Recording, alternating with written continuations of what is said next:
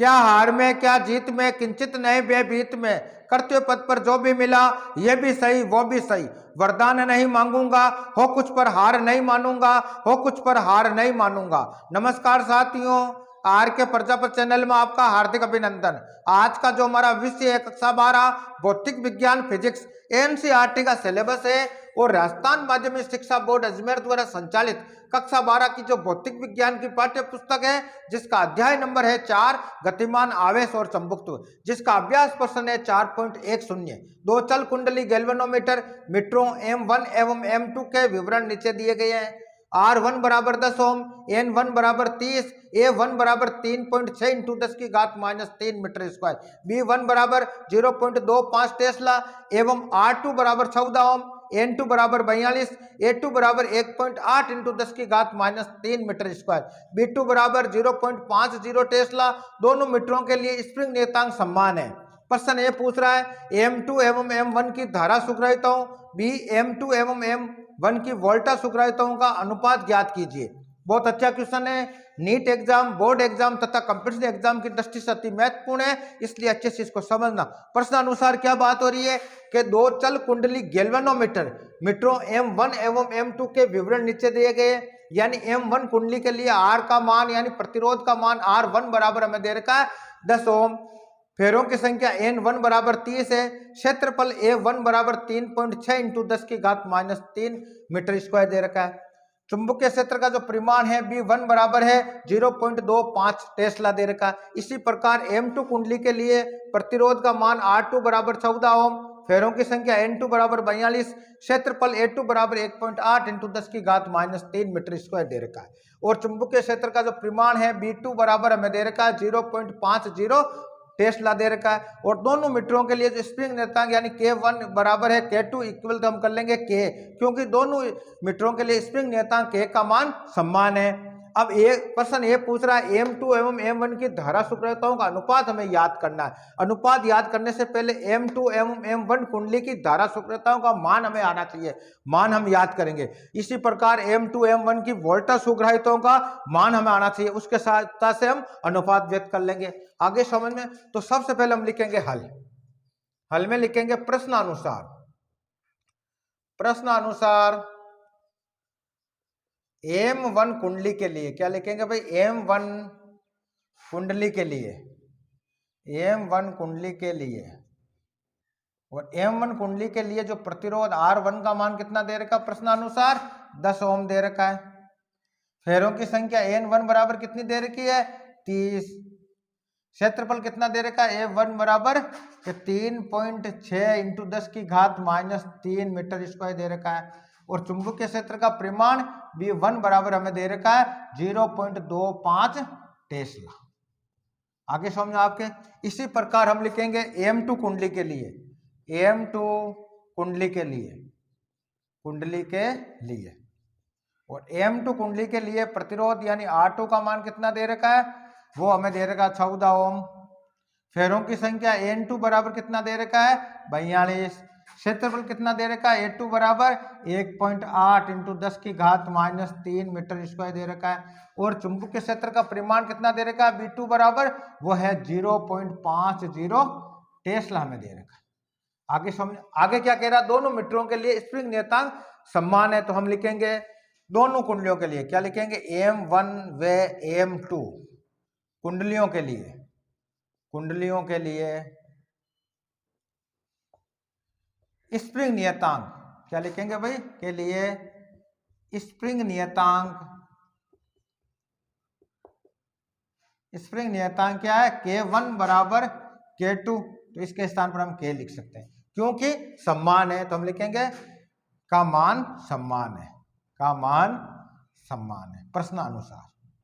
आगे समझे, ये हो गया क्लियर। आगे क्या कह रहा है भाई, M2 एवं M1 की धारा सुग्राहिताओं का मान हमें याद करना है और वोल्टा सुग्राहिताओं का मान हमें याद करना है, तो हम लिखेंगे माना कि, क्या लिखेंगे, माना कि धारा सुग्राहिता, धारा सुग्राहिता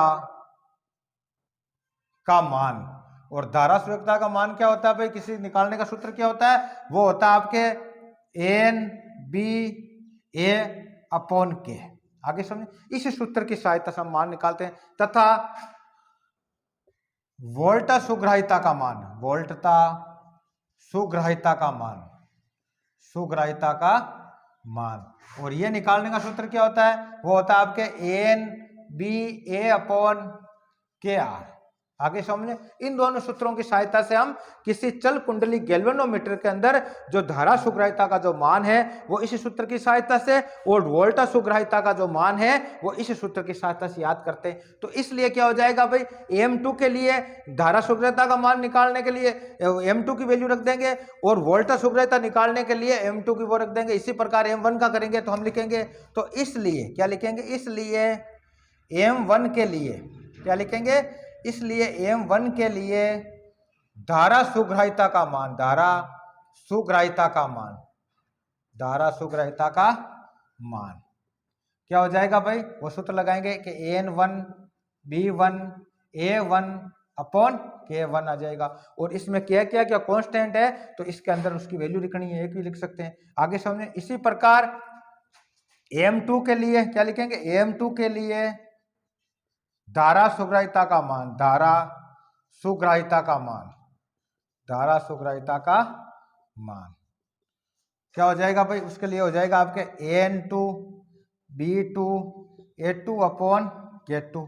और यहाँ क्या है भाई कि K1 equal to K2 equal to K कर सकते हैं, तो इनके स्थान में हम K लिख सकते हैं।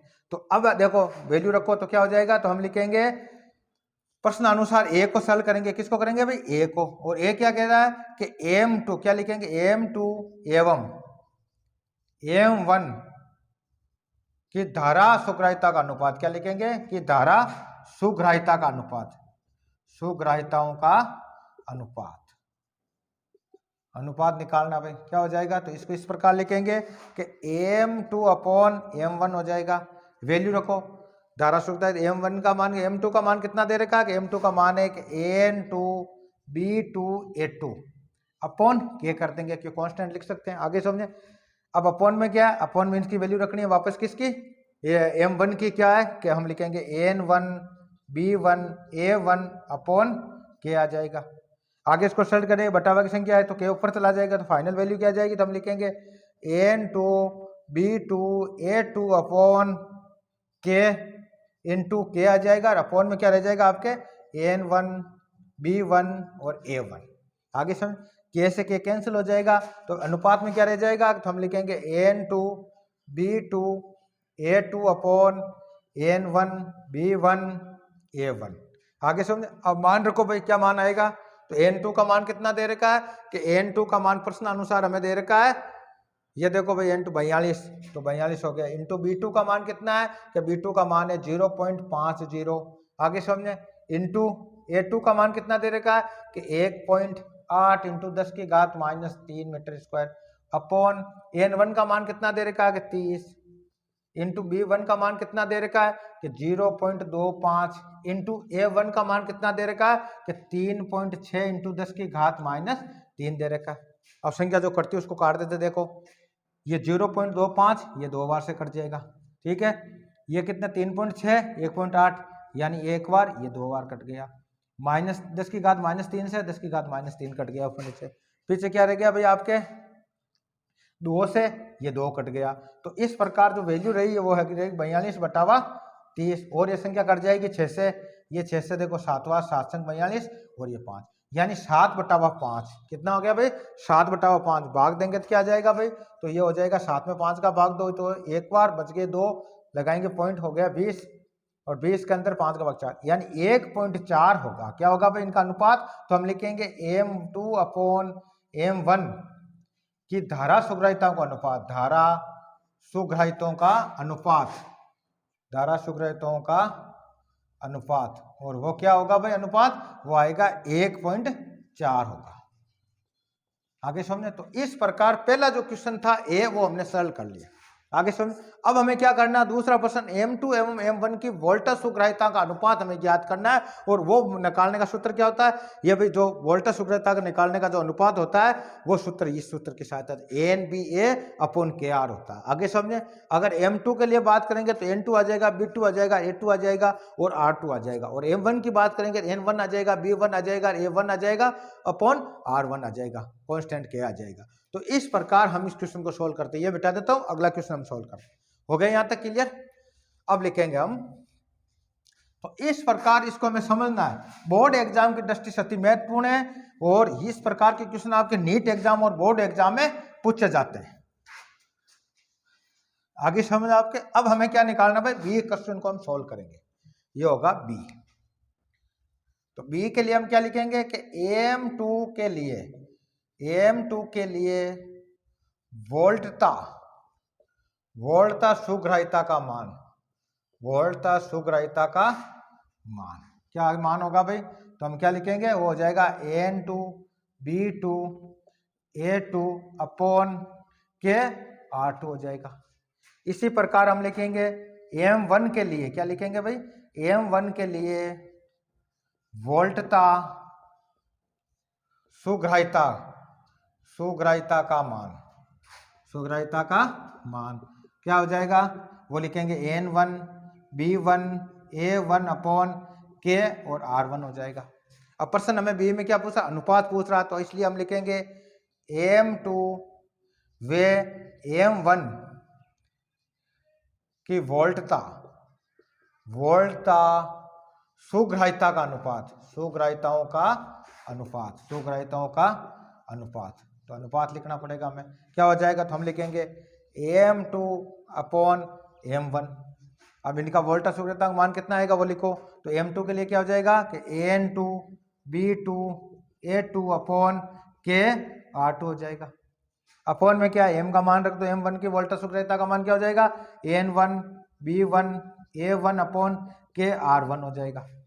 आगे इसको सॉल्व करेंगे तो क्या आ जाएगा भाई, ये संख्या बटावा में कांस्टेंट वाले ऊपर चली जाएगी तो क्या हो जाएगी, तो हम लिखेंगे N2 B2 A2 upon K R2 हो जाएगा इंटू K R1 हो जाएगा। अपॉन में क्या आ जाएगा भाई आपके कि N1 B1 और A1 आ जाएगा।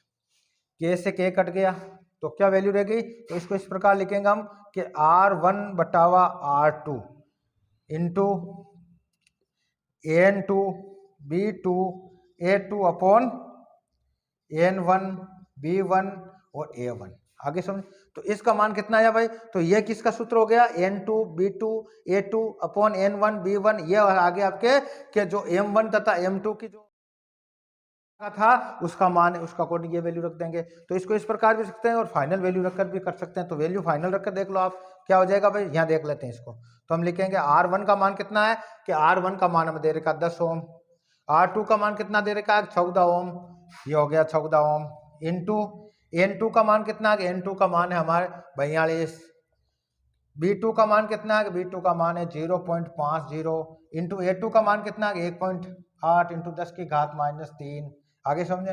अपॉन में क्या N1 का मान कितना दे रखा कि N1 का मान है 30, ये हो गया 30 इंटू B1 का मान कितना है 0.25 इंटू A1 का मान कितना है 3.6 इंटू 10 की घात -3 दे रखा है। आगे समझे। देखो ये एक बार, ये 2 बार कट गया, ये 2 बार और ये 1 बार कट गया, ये 2 से ये 2 कट गया, 10 की घात -3 से 10 की घात -3 कट गई। पीछे क्या, ये देखो 42 6 के 7 बार और ये 5 बार, ये देखो 7 से 2 बार, ये 1 बार, ये 5 से 1 बार, ये 2 बार, ये 2 से ये 2 कट गए। तो जो वैल्यू आई वो क्या आ गई कि 1/1, यानी इसका जो अनुपात आया वो 1:1 होगा, 1:1 होगा। तो इस प्रकार आज के वीडियो के अंदर हमने कक्षा 12 भौतिक विज्ञान का जो अध्याय नंबर 4 था, गतिमान आवेश तथा चुंबकत्व, जिसका अभ्यास प्रश्न 4.10 को सॉल्व किया। कल के वीडियो के अंदर अगला क्वेश्चन सोल्व करेंगे। धन्यवाद।